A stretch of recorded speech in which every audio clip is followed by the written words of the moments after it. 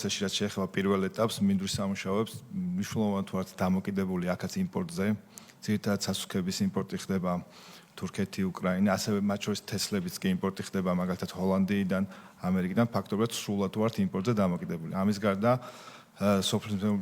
სოფლის მეურნეობის კულტურების მოყვანის ნაწილში მნიშვნელოვანი კომპონენტებია შრომითი დანახარჯები და საწვავის ხარჯი. შემდეგ ეტაპზე, როცა გადავდივართ უკვე წარმოების ეტაპზე, აქაც ვართ ისევ იმპორტზე დამოკიდებული, ფაქტობრივად შუშის ქილას ქვეყანაში შეზყიდვას ვერ ვახერხებთ. ჩამოგვაქვს თურქეთი, რუსეთი, უკრაინა, მოლდოვეთი და სხვა ქვეყნები და შესაბამისად ეს მოქმედებს საბოლოო ჯამურად ფასზე. ვინაიდან გვიწევს კიტრის პამიდორის ამ ნედლეულის წყლის დამუშავება, ასევე მნიშვნელოვანი კომპონენტია ჩვენ შემთხვევაში წყლის კომპონენტი. გამოგვჭა ეს საკითხი, უშუალოდ სოფლის მეურნეობის ან კულტურების მოყვანის ნაწილში მნიშვნელოვანი ნაწილია მელიორაცია. თქვათ იქ გვაქვს პრობლემები, რომ შეიძლება ფიზიკურად ვერ გავასარწყავოთ მინდვრები, ამ შემთხვევაში ისტორიულად ძალიან ბევრი ზარალი გქონიათ, ასევე ნებისმიერ თქვათ ერთდღიანი წყვეტამ შეიძლება გავლენა მოახდინოს სცენარის განვითარებას და შესაბამისად იმ მოსავლიანობას ვერ ვიღებთ, რასაც შეიძლება იღებდეს კალიფორნიაში ამერიკელი ფერმერი ან ჩინეთში თუნდაც.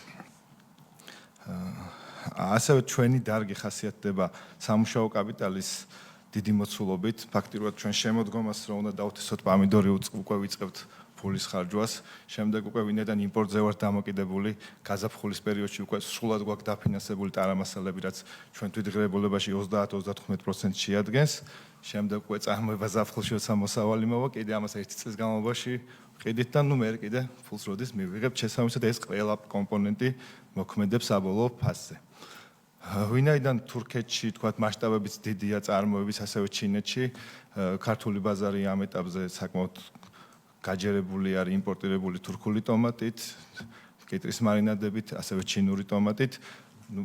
პროდუქტი ალბათ მარტო ფასი არ არის, ასევე ხარისხიც. ჩვენ ამ შემთხვევაში შეგვიძლია გითხრათ, რომ ჩვენი ხარისხი და მომხმარების ლოიალობით გარკვეული მოცულობა გვიკავია ბაზრის, მაგრამ იმდენი არ არის, რომ ჩვენ ბაზარზე ფასზე გავლენა მოვახდინოთ.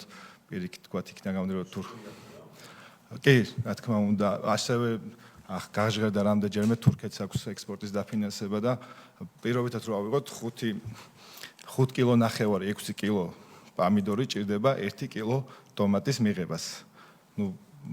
როგორ პამიდორის ფასებით სავარაუდოდ ვიცით რაც არის ბაზარზე და შესაბამისად ამ პირობებში, იმ პირობებში რომ ჩვენ მაგალითად გვიწევს რომ ეს ნედლეული ჩვენმე მოვიყვანოთ ეს სრული ჯაჭვით სრულად დავაფინანსოთ, გარკვეულ რისკებში შედის მერე ბიზნესი, რა თქმა უნდა ეს ყველაფერი საბოლოოდ აწვება ფასს.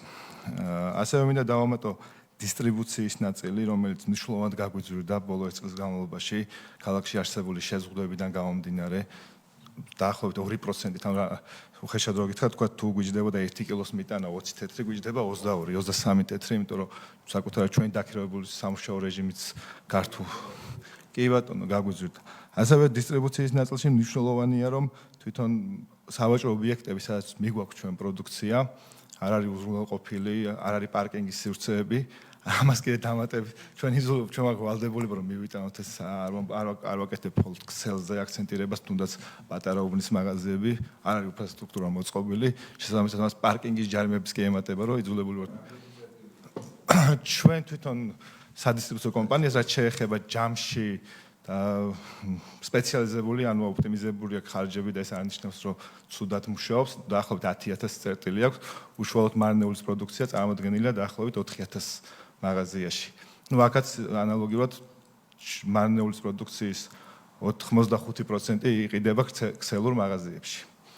და გითხავთ, აი რას ისურვებდით, რომ გაუმჯობესდეს ამ ბიზნეს საოპერაციო პროცესში, სად ხედავთ ოპტიმიზაციის შესაძლებლობას ამაზე რო გითხრათ. აი რაც ჩამოთვალეთ, ახლა თქვით, რომ სამუშაო კაპიტალია ეს რა გიждდებათ. ჩვენ ან სესხებზე წვდომის საკითხი თქვათ, ეს ჩვენთვის პრიორიტეტული არ არის ამ ეტაპზე, არც თქვათ. დეგის საკითხსაც არ ვეხებით, ნამდვილად, უბრალოდ ასევე არის ჩვენ ძალიან მნიშვნელოვანი, რომ ჩვენ ვიმუშავეთ გაიაფების მიმართულებით და თქვათ, ვინაიდან ვიყავით შუშაზე დამოკიდებული, დავამუშავეთ პეტის პროექტი, თუ შეიძლება ნიმუშს განახილოთ. ჩვენ გვინდა რომ კონკურენციას ამოვიღებ. ჩვენ გვინდა რომ პეტში გადავიტანოთ წარმოებები, რაც ცივილურ ბაზარზე მიღებულია, მაგალითად პეტის ფორმატში გადავიტანეთ კეჩუპის წარმოება, ასევე ვაპირებთ